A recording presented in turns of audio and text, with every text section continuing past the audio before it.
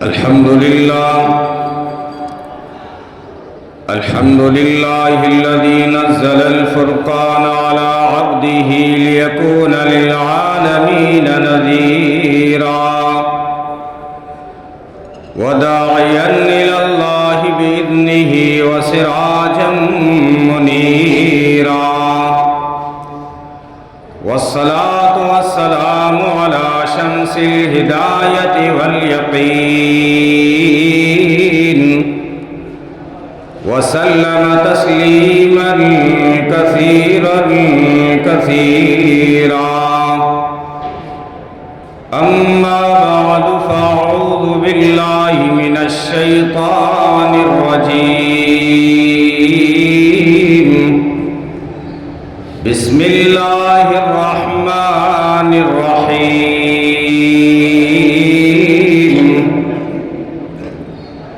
ولقد كرمنا بني آدم وحملناهم في البر والبحر ورزقناهم من الطيبات وقال النبي صلى الله عليه وسلم خير الناس من ينفع الناس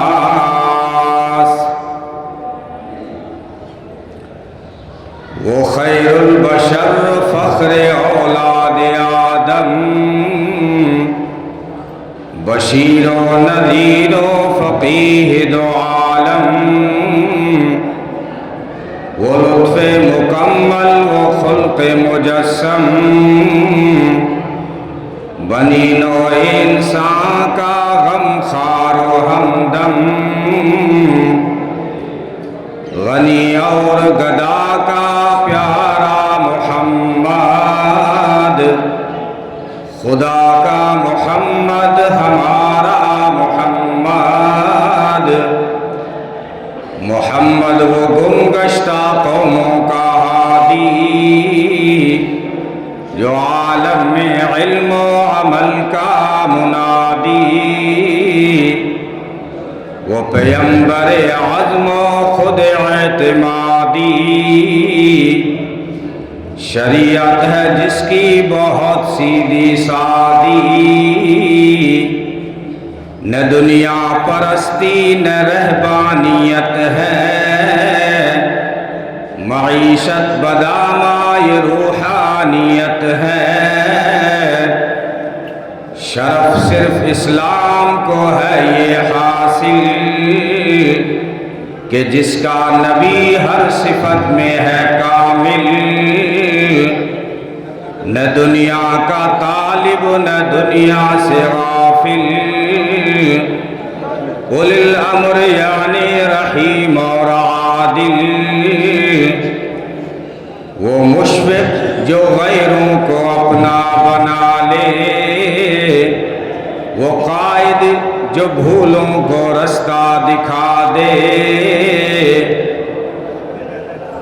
محبت کے یوں جس نے دریا بہائے دل ان کا بھی جیتا جو سر لینے آئے یہ بندہ نوازی کے جوہر دکھائے کہ خود کھائے جو اور جواہر لٹائے خوشی اپنی غیروں کے غم میں بھلا دیا درد جس نے اسے بھی دعا دی جو سویا تھا احساس اس کو جگایا جو فتنہ تھا بیدار اس کو سلایا کچھ اخوت کا ایسا چشمہ بہایا کہ دم میں تعصب کا شعلہ بجھایا محبت سکھا دی عداوت بھلا دی لگا دی آگ اور وہ آتش بجھا دی اللہم صلی علی محمد النبی الأمی وعلی آلہ وصحبہ اجمعین محترم بزرگوں، عزیز بھائیوں، اللہ رب العزت کے بے شمار انعامات اور احسانات ہیں کہ جس نے ہمیں خوشی کا ایک موقع عید الفطر کی صورت میں عطا فرمایا، اور اللہ رب العزت نے رمضان المبارک جیسا عظیم الشان مہینہ عطا فرمایا، اس میں روزے اور عبادات کی توفیق عنایت فرمائی۔ عید جو ہے یہ عمل کے بعد خوشی دی گئی ہے ہمیں۔ اسلام میں دو عیدیں ہیں، دونوں میں آپ غور کریں گے تو دونوں کسی بڑے عمل کے بعد انسان کو خوشی کا موقع دیا گیا ہے۔ باقی عیسائیت کی دنیا میں کرسمس ڈے منایا جاتا ہے حضرت عیسیٰ علیہ السلام کی شخصیت کو لے کر، ان کی ولادت کو لے کر۔ یہودیوں کے یہاں جو عید منائی جاتی ہے وہ کسی تاریخی بڑے واقعے کو سامنے رکھ کر منائی جاتی ہے کہ جس دن دریائے نیل میں فرعون غرق ہوا اور حضرت موسیٰ علیہ السلام کا لشکر پار ہوا، اسی دن کو انہوں نے عید قرار دیا۔ لیکن آپ غور کریں، اسلام کی یہ جو دو عیدیں ہیں یہ کسی بڑے واقعے کی طرف وابستہ نہیں ہیں، منسلک نہیں ہیں۔ نبی پاک صلی اللہ علیہ وسلم کی ولادت پر ہمیں عید الفطر نہیں دی گئی، نہ عید الاضحیٰ دی گئی، بلکہ مسلمان جب کسی بڑے عمل سے فارغ ہوتا ہے تو اللہ اسے عید کا تحفہ اور خوشی کا موقع دیتے ہیں۔ اس میں پیغام ہے، اے انسان، تیرے لیے خوشی کا وہی مرحلہ ہے جس مرحلے میں تو کوئی نیک کام کرتا ہے۔ آپ نے رمضان میں روزے رکھے، تراویح پڑھی، ذکر و اذکار کیے، قرآن کریم کی تلاوت کی۔ اب چونکہ آپ نے نیک اعمال کیے ہیں تو نیک اعمال کرنا حقیقت میں انسان کے لیے خوشی ہے، اس لیے جو ہے نیک اعمال سے فارغ ہوتے ہی آپ کو عید الفطر کی شکل میں خوشی کا موقع عنایت کیا گیا۔ ایسے ہی بقرہ عید اس وقت دی گئی جب انسان ایک بڑے عمل سے، حج کے عمل سے فارغ ہوتا ہے تو اس کو عید الاضحیٰ دی گئی ہے۔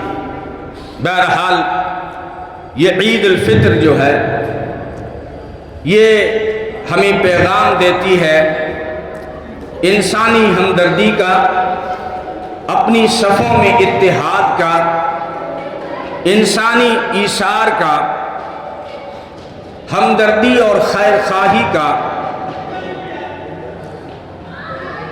کہ آپ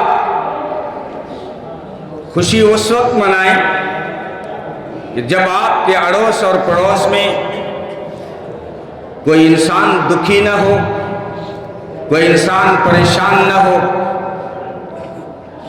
کیونکہ اسلام جو ہے وہ انسانیت کی بات کرتا ہے، اور سارے انسان اللہ کے یہاں ایک قبیلے کے مانند ہیں، ایک کنبے کے مانند ہیں۔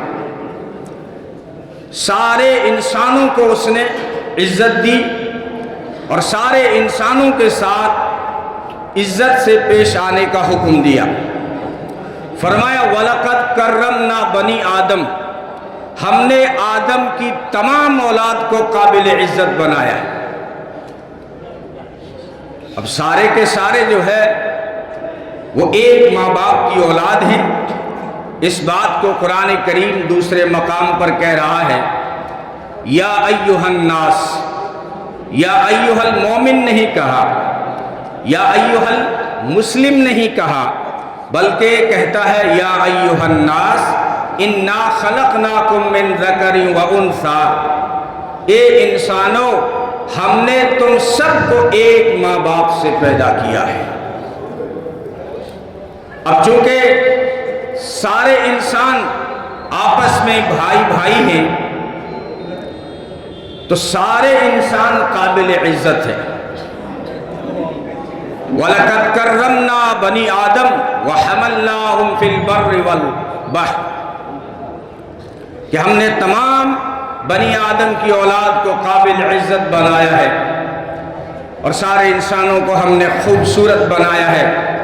وَلَقَدْ خَلَقْنَا الْإِنسَانَ فِي أَحْسَنِ تَقْوِيمٍ، ہم نے انسان کو خوبصورت بنایا اور اس سے علم سے نوازا گیا، عقل و شعور سے نوازا گیا، اور اس کو مخلوقات میں افضل اور اشرف بنایا گیا۔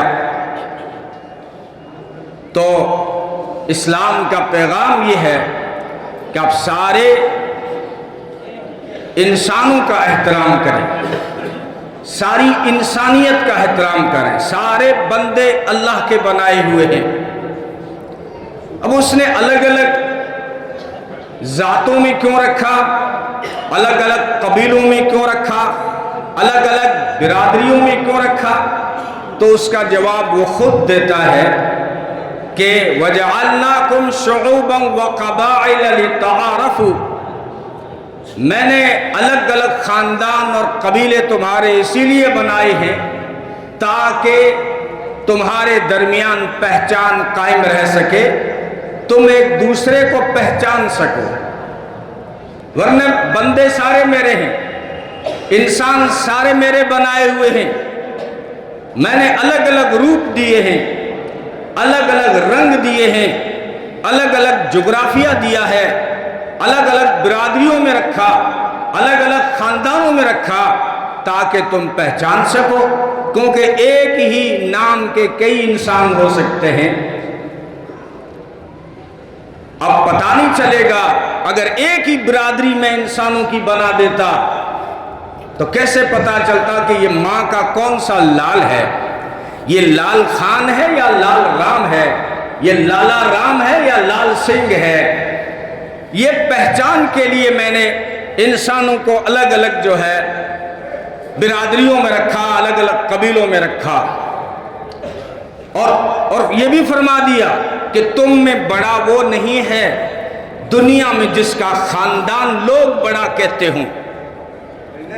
لوگوں نے اپنی تقسیم کر رکھی ہے۔ قرآن کریم کہتا ہے کہ انسان بنیادی حقوق میں سب برابر ہیں۔ جب ایک ماں باپ کی اولاد ہیں تو پھر تفریق کیوں ہوئی؟ پھر اونچ اور نیچ کہاں سے آ گئی؟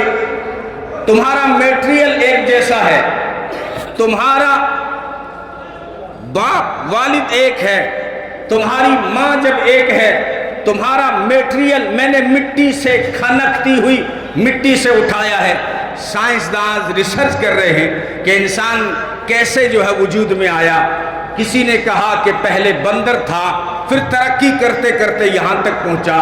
یہ بات تو پرانی ہو گئی، لیکن قرآن کریم نے نقشہ کھینچا ہے کہ ہم نے انسان کو کہاں سے اٹھایا۔ وَلَقَدْ خَلَقْنَا الْإِنسَانَ مِنْ صُلَالَةٍ مِنْ طِينٍ ثُمَّ جَعَلْنَاهُ نُطْفَةً فِي قَرَارٍ مَكِينٍ ثم خلقنا النطفة علقة فخلقنا العلقة مضغة فخلقنا المضغة عظاما فكسونا العظام لحما ثم أنشأناه خلقا آخر فتبارك الله أحسن الخالقين۔ کھنکتی ہوئی مٹی سے اٹھایا، نطفہ بنا کے ٹھہرایا، پھر کبھی لوتھڑا بنایا، پھر کبھی بوٹی بنایا، پھر کبھی ہڈی بنایا، کبھی ہڈی پہ گوشت چڑھایا اور گوشت پہ چمڑا چڑھایا۔ یہ تمہارا رب اتنا کاریگر ہے کہ ایسے میٹریل سے خوبصورت شکل بنا ڈالی۔ فتبارک اللہ احسن الخالقین، تیرا رب کتنا کاریگر ہے کہ اس نے کھنکتی ہوئی مٹی سے اس کا میٹریل اٹھایا اور ساری مخلوقات سے خوبصورت انسان بنا ڈالا۔ تو سارے انسان ایک ماں باپ کی اولاد ہیں، تو انسانیت کے ناطے سب برابر ہیں۔ اور اللہ کے رسول صلی اللہ علیہ وسلم نے آخری حج کے موقع پر انسانوں کو، آج جو ہے ہیومن رائٹس کی بات ہوتی ہے، مانوتا کے سمان کی بات ہوتی ہے، بین الاقوامی قوتیں، اقوام متحدہ جھوٹے نعرے اور جھوٹے دعوے کرتی ہے کہ ہم نے انسانوں کو حق دیے ہیں۔ حقیقت یہ ہے کہ یہ جتنا بھی ڈھنڈورا پیٹ رہے ہیں عورتوں کے حقوق کے نام پر یا انسانوں کے حقوق کے نام پر، اگر آپ غور سے جا کر پڑھیں، ہمارے آقا محمد عربی صلی اللہ علیہ وسلم نے آخری حج کے موقع پر جو خطبہ ارشاد فرمایا، 9 ذی الحجہ عرفہ کا میدان، ٹھاٹھے مارتا ہوا انسانی سمندر، اس میں فرما رہے ہیں یا ایھا الناس کلکم لآدم وآدم من تراب لا فضل لعربی علی عجمی ولا لعجمی علی عربی ولا لاسود علی احمر ولا لاحمر علی اسود۔ فرمایا انسانوں، تم سب ایک ماں باپ کی اولاد ہو، اور تم میں نہ آج کے بعد کسی عربی کو عجمی پر فضیلت ہے۔ جغرافیائی جو تقسیم تھی اس کو ختم کر دیا۔ فرمایا انسان کسی بھی خطے میں رہ رہا ہو وہ انسان ہے، علاقے کی بنیاد پر یا رنگ کی بنیاد پر ایک دوسرے سے تم بہتر نہیں ہو۔ آج کے بعد میں کوئی گورا کالے سے افضل نہیں ہو سکتا، آج کے بعد کوئی عربی عجمی سے افضل نہیں ہو سکتا۔ یہ انسانی حقوق کی بات کی ہے، یہ بنیادی ہیومن رائٹس کی بات کی ہے میرے آقا محمد عربی صلی اللہ علیہ وسلم نے۔ اور جہاں تک عورتوں کے حق کی بات آتی ہے، محمد عربی صلی اللہ علیہ وسلم نے وہ عورت، آپ ہسٹری پڑھیں، جس وقت 6 صدی عیسوی میں محمد عربی صلی اللہ علیہ وسلم تشریف لا رہے تھے تو رومن اور یونان پارلیمنٹ میں بیٹھ کر یہ بحث کر رہے تھے کہ عورت انسان ہے یا نہیں۔ عورتوں کے ساتھ ظلم ہو رہا تھا۔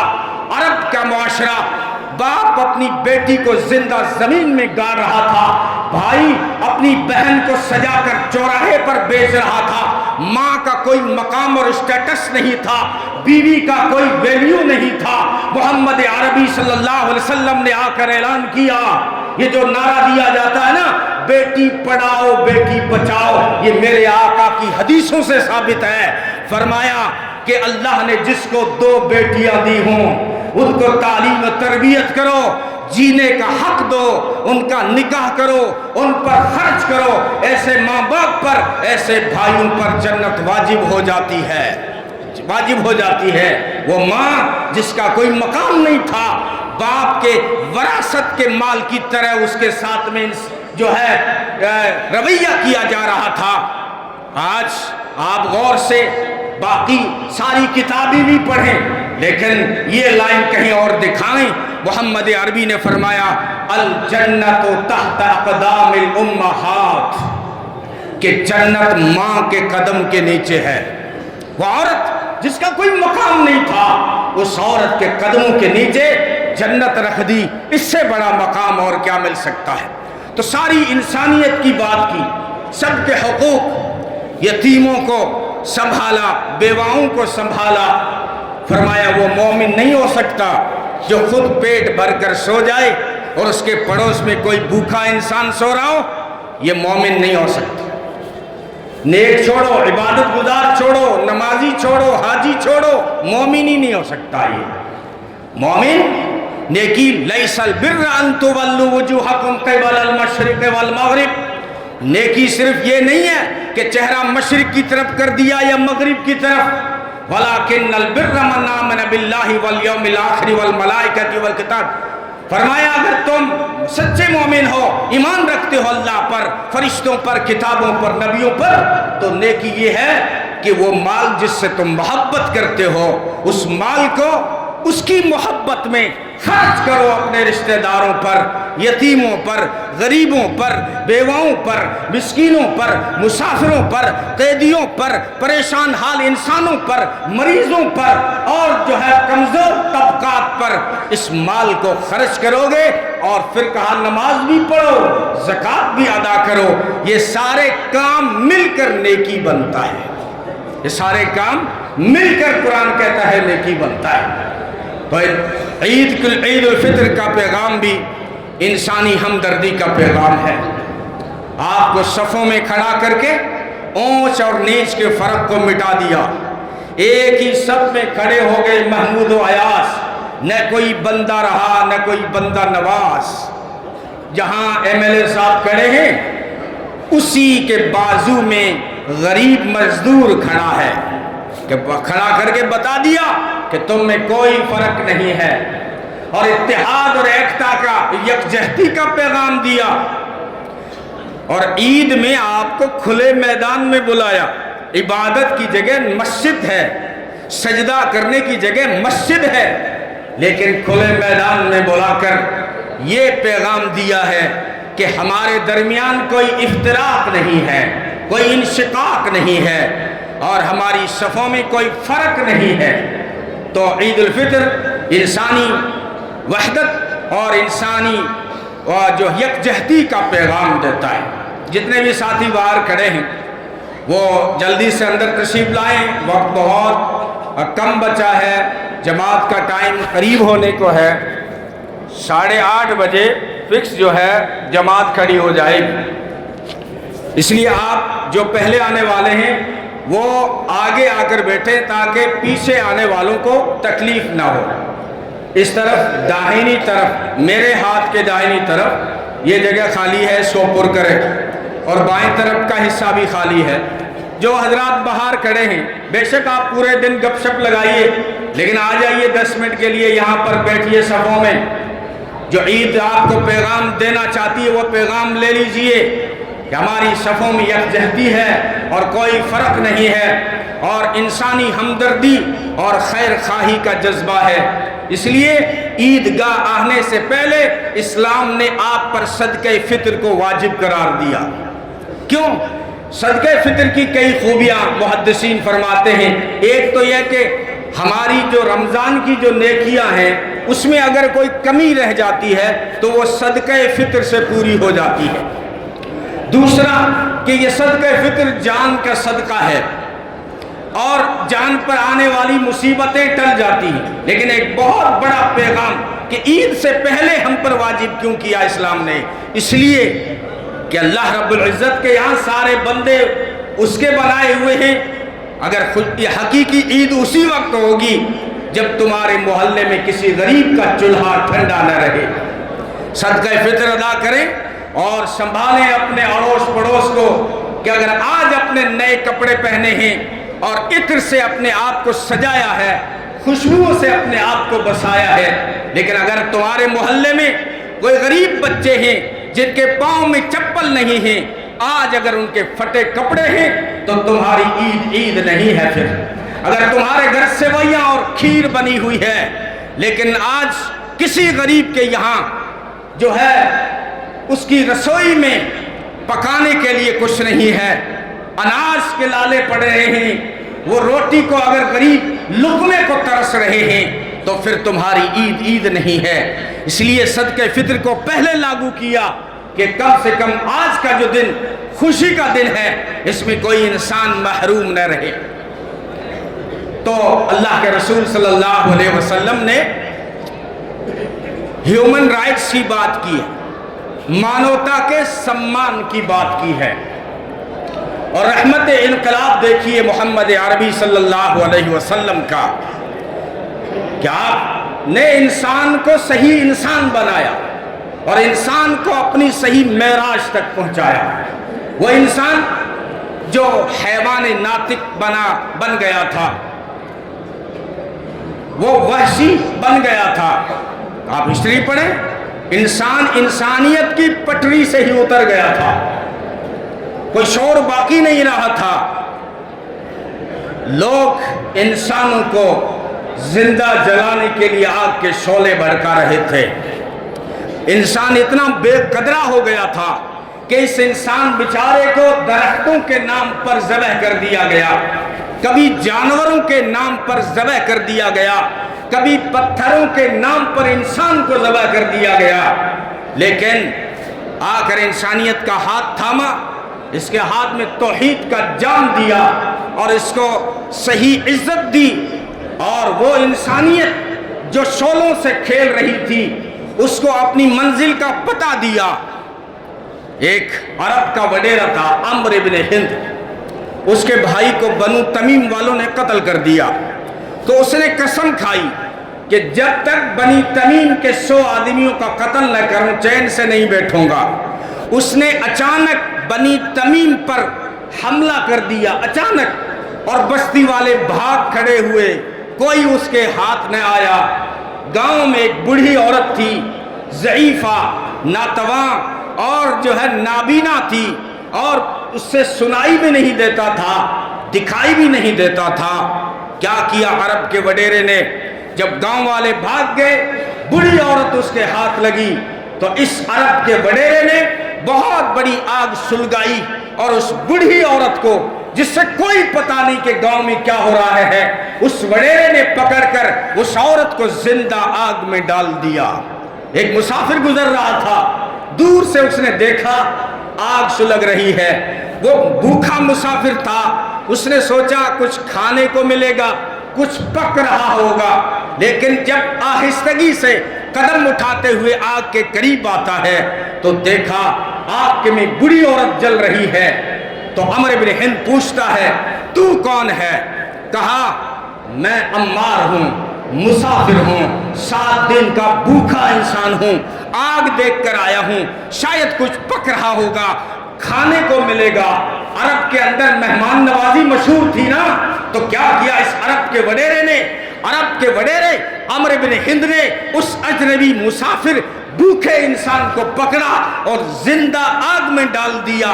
یہ وہ لوگ تھے جو انسانوں کو جلانے کے لیے آگ کے شعلے بھڑکا رہے تھے، لیکن محمد عربی صلی اللہ علیہ وسلم کا انقلاب رحمت دیکھیے۔ ابو طلحہ کہتے ہیں اپنی بیوی سے، مہمان آ رہا ہے، کھانا تھوڑا ہے، بچوں کو سلا دے، اور جب مہمان گھر میں آئے کھانا مہمان کے سامنے رکھنا، میں بھی بیٹھ جاؤں گا، جب ہم دونوں بیٹھ جائیں تو دیا ٹھیک کرنے کے بہانے دیا بجھا دینا، میں صرف ہاتھ چلاتا رہوں گا، صرف دانت چلاتا رہوں گا، مہمان شیر ہو کے کھائے گا، اس سے محسوس بھی نہیں ہوگا کہ ان کے گھر میں فاقہ ہے۔ کون لوگ تھے؟ یہ وہ لوگ تھے جو زندہ انسانوں کو جلانے کے لیے آگ کے شعلے بھڑکاتے تھے۔ لیکن رحمت یہ کس کا انقلاب ہے کہ مہمان کو کھلانے کے لیے اپنے گھر کے دیے بھی بجھا دیے، اپنے گھر کے دیے بھی بجھا دیے ہیں۔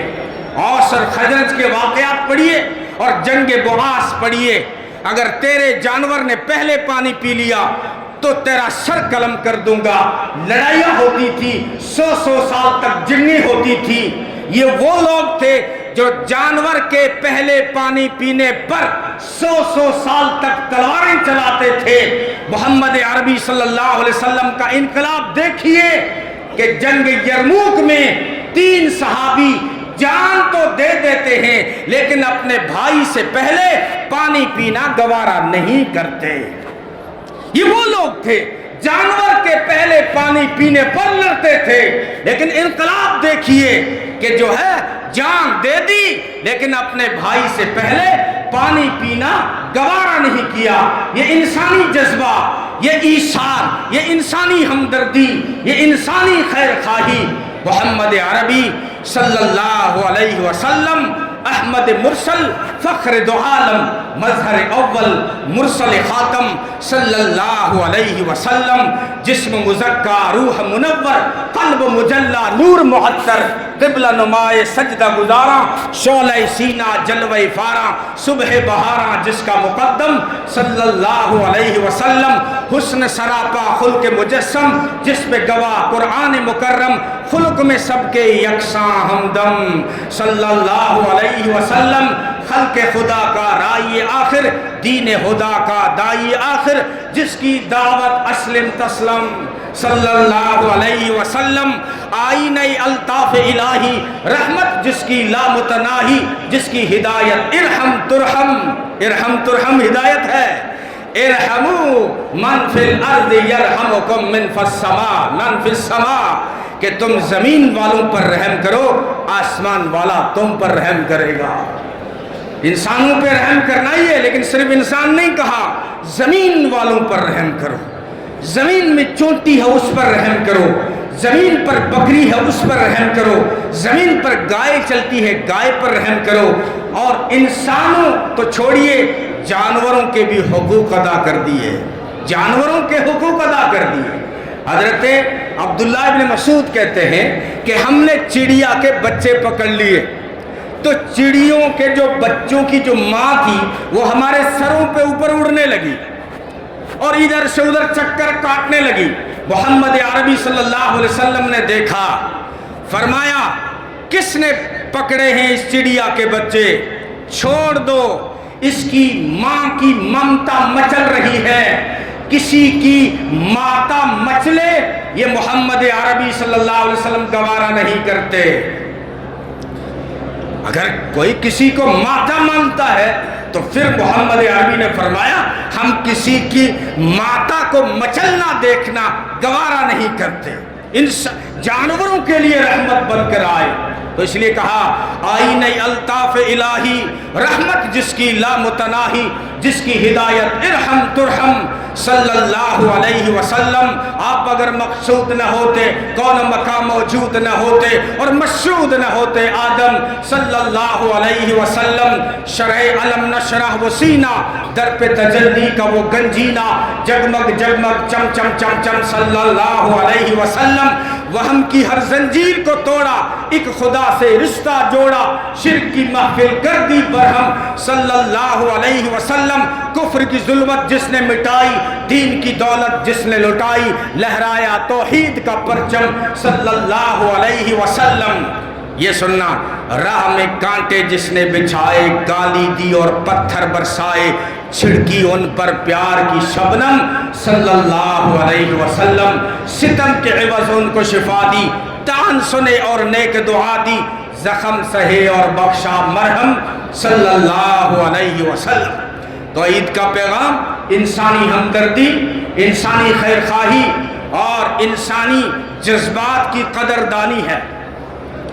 جو حضرات باہر ابھی تک کھڑے ہیں وہ آ جائیں، بہت کم وقت بچا ہے، 5-7 منٹ بچے ہیں، آگے آ کر بیٹھیں تاکہ پیچھے آنے والوں کو تکلیف نہ ہو۔ اور مسلمان وہ ہے جس کے ہاتھ اور زبان سے کسی کو تکلیف نہ پہنچے۔ یہ مسلمان کی پہچان یہ رکھی گئی اسلام میں، مسلمان کی یہ پہچان نہیں رکھی گئی کہ اس کی پیشانی پہ کعبے کا نشان ہو، مسلمان کی یہ نشانی نہیں رکھی گئی کہ وہ تسبیح کتنی چلاتا ہے، مسلمان کی یہ نشانی رکھی گئی ہے کہ مسلمان وہ ہے جس کے ہاتھ اور زبان سے کسی کو تکلیف نہ پہنچے۔ بس یہ پیغام بھی اگر سیو کر لیتے ہیں تو بہت بڑا پیغام ہے۔ ارادہ کریے انشاءاللہ کہ ہم جو ہے کسی کی تکلیف کا سبب اور ذریعہ نہیں بنیں گے، راحت کا سبب و ذریعہ بنیں گے۔ ہمارے آقا رحمت للعالمین ہیں، رحمت المسلمین نہیں ہیں، کہ ساری کائنات کے لیے رحمت بن کر آئے ہیں۔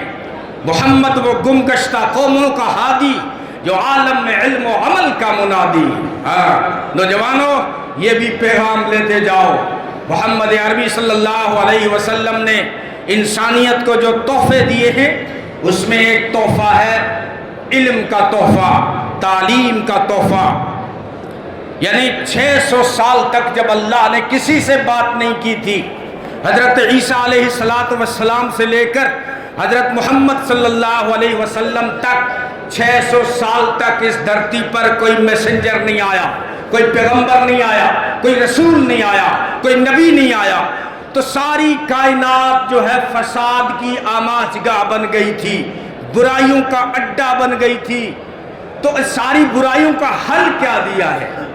یہ ہے سوچنے کا پیغام، سوچنے کی بات، کہ جب معاشرہ پٹڑی سے اتر گیا تھا اور معاشرے میں شراب نوشی تھی، قمار بازی تھی، ہوس رانی تھی، خواہشات کی تکمیل تھی، اور جو ہے ساری برائیاں جب تھی، تو پھر ان ساری برائیوں کا حل کیا دیا؟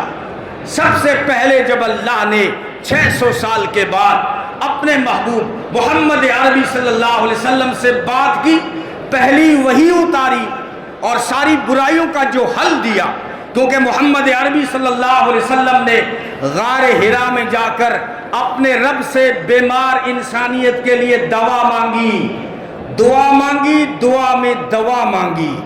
یا اللہ ساری انسانیت بیمار ہو گئی، کوئی نسخہ دے دو، کوئی اکسیر دے دو، کوئی جو ہے دوائی دے دو۔ اللہ نے کیا دیا؟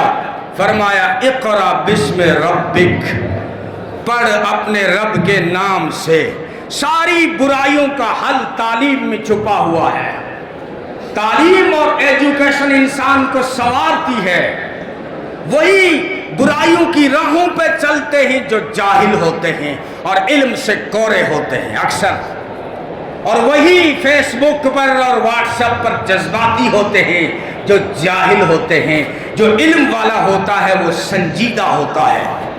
इल्म ताकत है और इल्म ही ताकत है। आज लोग परेशान हैं कि ईरान क्यों नहीं झुक रहा। भाई साहब, ईरान ने तालीम हासिल की है, ईरान ने इल्म हासिल किया है। तो इल्म किसी की मिरास नहीं, जो मेहनत करेगा वो पालेगा। अगर आप चाहते हैं कि हमारा देश भी मजबूत हो, हमारा हिंदुस्तान मजबूत हो, हमारा मुआशरा मजबूत हो, हमारा फ्यूचर मजबूत हो, हमारा मुस्तकबिल रोशन हो, तो आप भी तालीम हासिल करें, आला एजुकेशन हासिल करें। सारी बुराइयों का हल तालीम से हल होगा और सारी ताकतें भी आपको इल्म देगा। हजरत सुलेमान अलैहिस्सलाम से पूछा गया कि या तो आप दौलत ले लें या हुकूमत ले लें या इल्म ले लें। फरमाया मुझे इल्म दे दो। अल्लाह ने जब इल्म दिया तो दौलत भी चलकर सुलेमान अलैहिस्सलाम के कदमों में आई, हुकूमत भी चलकर कदमों में आई। इल्म जो है ये छोटों को हौसला देता है। हुदहुद परिंदे को किसने हौसला दिया? वो आसिफ नौजवान जिसके सामने जिन्नात शर्मिंदा हुए इल्म की वजह से। एक पैगंबर हजरत मूसा अलैहिस्सलाम सफर करते हैं, गैर नबी के पास में जाते हैं इल्म की वजह से। इल्म जो है आपको कुव्वत देगा। तालीम एजुकेशन आपको मजबूत करेगी और आपको संजीदा बनाएगी, आपको मंजिल का पता देगी, आपको गलत राहों से बचाएगी और आपको सीधा रास्ता दिखाएगी। इसलिए तालीम में कोई तकसीम नहीं है, ये याद रखना। दोनों तरह की आला तालीम हासिल करें। दीन के भी होशियार बने, दुनिया के भी होशियार बने। कुरान को भी समझ कर पढ़ें, हदीस को समझ कर पढ़ें, तो अशरी उलूम में महारत हासिल करें। इंग्लिश में भी आप माहिर हों। आप जो है डॉक्टरी में जाएं तो आला डॉक्टर बने, इंजीनियर की तरफ जाएं तो आला इंजीनियर बने। ये रेस का ज़माना है, ये रेस का ज़माना है। यहाँ क्रीम चाहिए, ऑलराउंडर चाहिए। इसलिए नौजवानों ऑलराउंडर बने, आला तालीम हासिल करें और आला तालीम हासिल करके अपने मुआशरे के खादिम बने। हाँ, खादिम। आज लोगों ने इल्म को पैसा कमाने का जरिया बना दिया है, हालांकि पैसे से बड़ी दौलत खुद इल्म है।